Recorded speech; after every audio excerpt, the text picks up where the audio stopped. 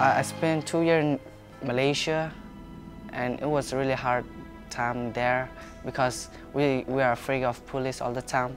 We don't eat meal at all, like once a month or like that. But right here, we eat like everyday meal. So it's awesome. We lived in refugee camps. They distribute some foods for 15 days, and after 15 days, they distribute again. I don't feel comfortable with all the African Americans.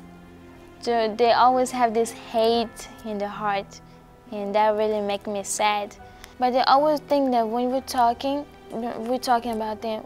I don't have this time. We had to tell them sometimes that we're not from here, and then we don't understand what they're saying. 50% of the chance if I was in Africa, I wouldn't be in school. I came here so I can make a better me to make a difference in the world.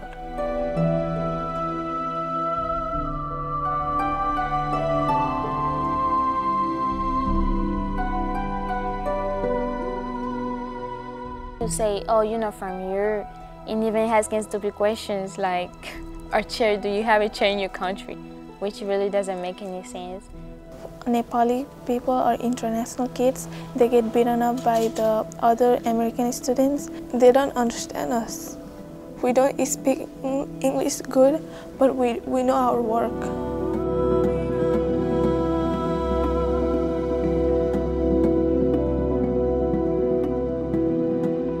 My home was made of bamboos. Our walls, they were made of half bamboo and half mud. We had to repair them once a year because it's not really strong.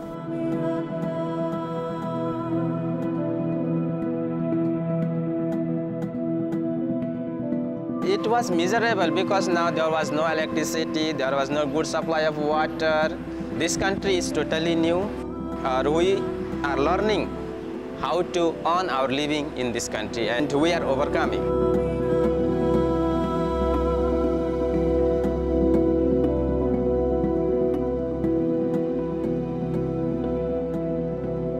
The language. That's what most of us have a problem with, to learn how to speak the language. English is a very difficult language. It's a difficult language for people who are native born. What's an example of a person?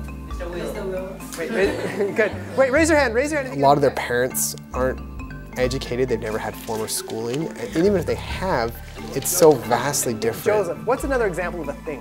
Like paper. Paper? Yep, paper. First time I can't understand what they are saying, but right now I was like doing really great now.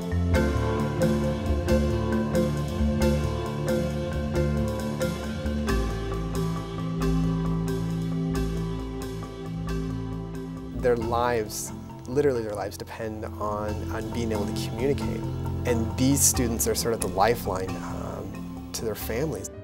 But right here, if we work hard, our work hard really pay off. And they're very willing, I've found, to put the effort in because they've been through so much. They're much more mature than the other students around them, and you can tell they appreciate things a lot more, like free public education. Because back in Africa, in high schools, you have to pay for high school.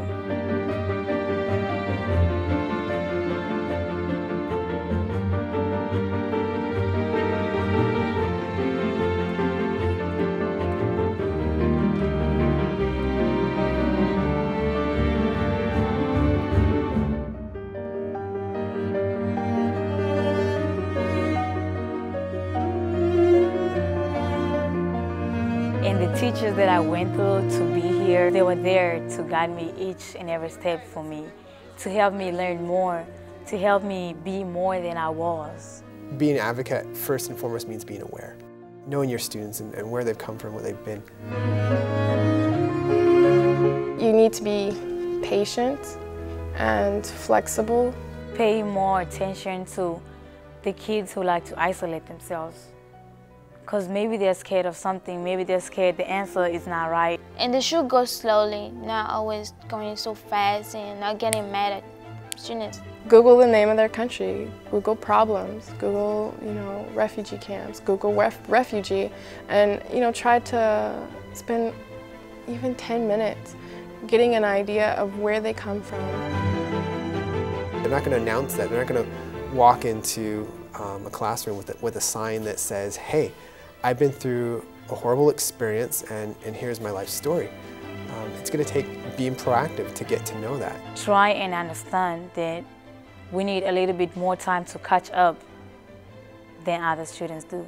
But it's not to the point where you should be condescending or pity or have lower expectations. It does take extra steps and it does take a little bit of effort, but it's so worth it.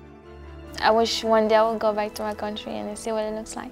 And maybe I could help others too.